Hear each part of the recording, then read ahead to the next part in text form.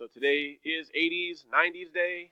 That's why we have your favorite thing ever created in 1987, which is not Mega Man, it is your teacher, Mr. G.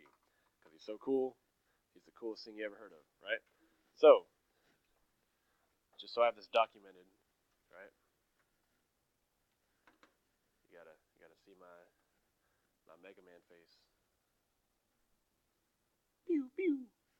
All right, so there's that for 80s and 90s day, right? So, we're talking about logic today, and we did talk about our Red Ribbon Week factoids and song of the day, and we are arriving here at our algebraic proofs. So let's read that first line there. It says, a proof is an argument that uses logic, definitions, properties, and previously proven statements to show that a conclusion is true. Okay, so we are showing. This is like the most important thing. Show me. Show that something is true using these properties and these reasons. Okay, so algebraic proof. It says you use proofs all the time in Algebra 1 without even realizing it. Algebraic properties. Fill in the name of each property below from the word bank provided. So at the bottom of this page, we already used 4 of them. 3 of them are properties. One's just combining like terms. And we're going to keep going here. All right, so this next one, A equals A. Any number is equal to itself. Now, doesn't that seem obvious? Kind of duh, A is equal to itself, A. But we have to call that something specific. So at the bottom on the left-hand side, you see this word reflexive, okay? Reflexive property. All right, so the reflexive property tells you that a number is equal to itself. That's great. The next one, if A equals B and B equals C, then A equals C. We got a glimpse of this in Unit 2 when we did parallel proofs. Remember, if A is equal to B, B is equal to C, you kind of like cut out the middle and you skip over. Does anyone remember the T word for that from parallel proofs? So you got a bank at the bottom right. Yes, it is transitive property. Now let's put property on these. Property. Transitive property.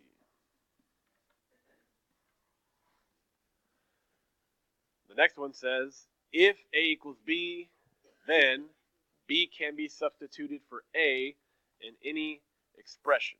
Okay? So, the way it's worded gives away what it is. If A equals B, then B can be what? Substituted. Okay? So that's called the substitution property. Anytime you substitute, you're going to use the substitution property.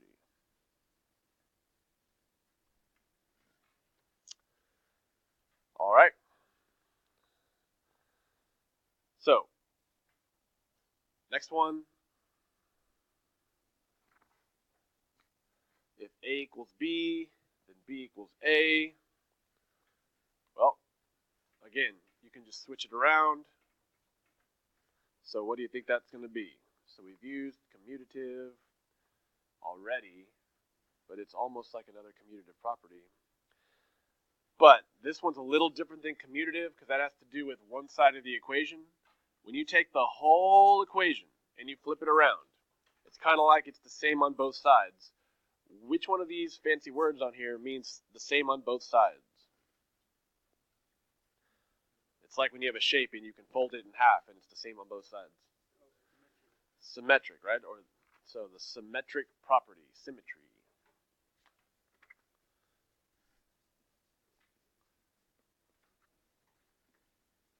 So whenever you flip a whole equation, that's called symmetric property. Okay? Now these next 4 are operations that we've already been using. We already know what to do with them, or we should. So yeah, if A is equal to B, notice, all you got to do is add C to both sides and it stays equal. So if you're adding to both sides, that's called the addition property of equality. Okay? Addition property of equality.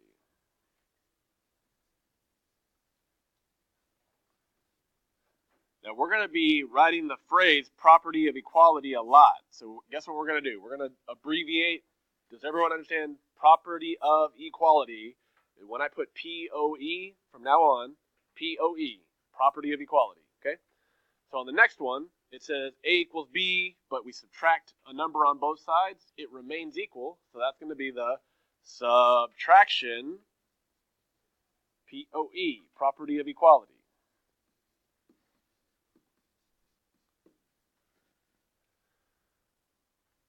On the next one, A equals B, but you multiply C on both sides and it remains equal. So if you're multiplying on both sides, it's called the multiplication property of equality. So we're going to put POE.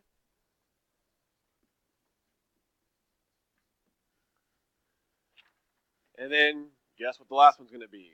We take A equals B, we divide C on both sides, divide and divide. So that is division, property of equality, division, POE.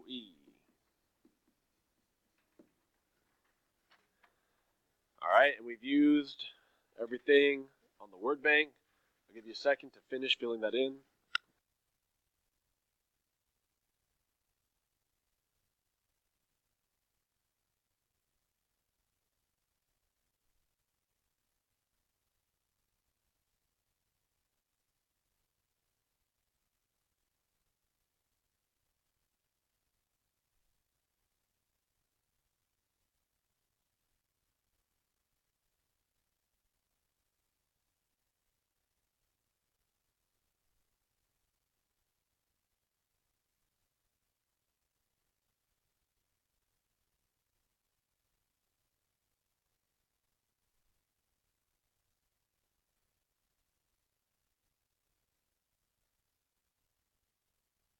So let's go to the next page.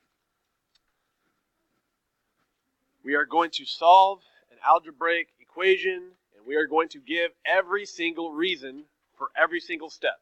Okay? So as we read the instructions, now we can begin writing algebraic proofs.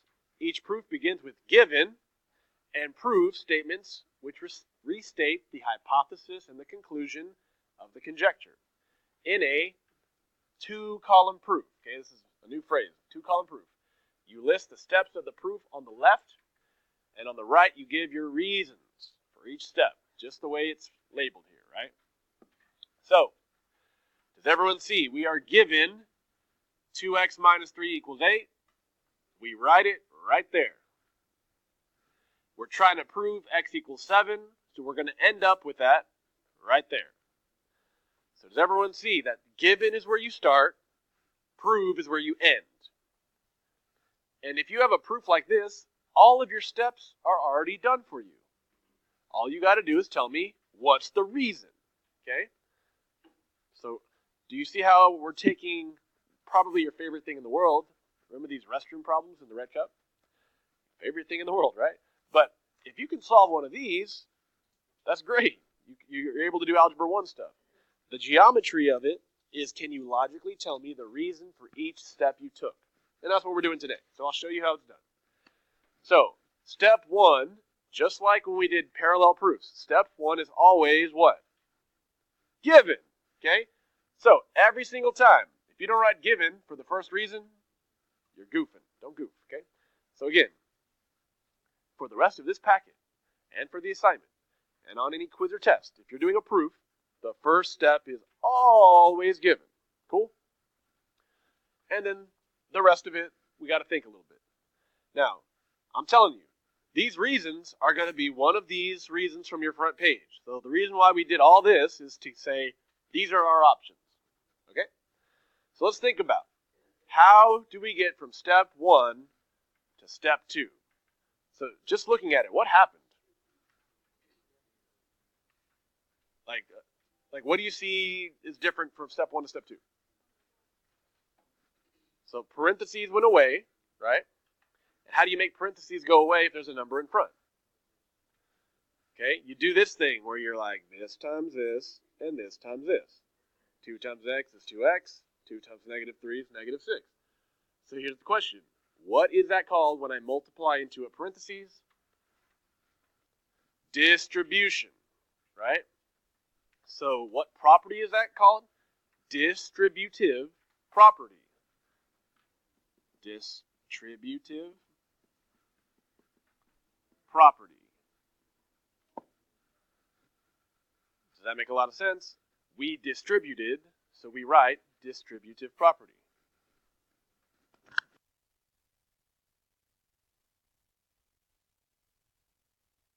All right. Now, the next step. So you're thinking, what changed? So step 2 had 2x minus 6, and then the minus 6 is gone. It looks like they did what I tell you to do, which is get rid of the loaner. How did they get rid of that minus 6? They added 6 here to cancel out. They added 6 here. Isn't 8 plus 6 14? That's great. So what do you think my reason is to get to step 3? Yeah, if you add 6 on both sides, that's called addition. So you're just telling me, what did you do? I added. So I call that the addition property of equality, P-O-E. Okay, P-O-E is fine because it's a lot of writing for property of equality, right? Last step.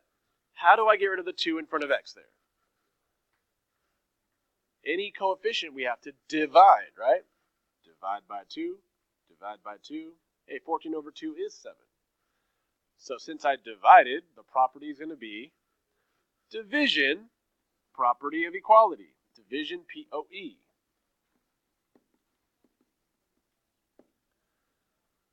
See how that works? All I'm doing is doing a step, giving my reason. Doing a step, giving my reason. Okay? I would like for you to make sure you put property next to them, if they're properties or whatever. Okay? But if you forget or whatever, at least tell me what you just did. I added. That's better than saying nothing. Okay? All right. Now, of course, that was just like a 3-step problem.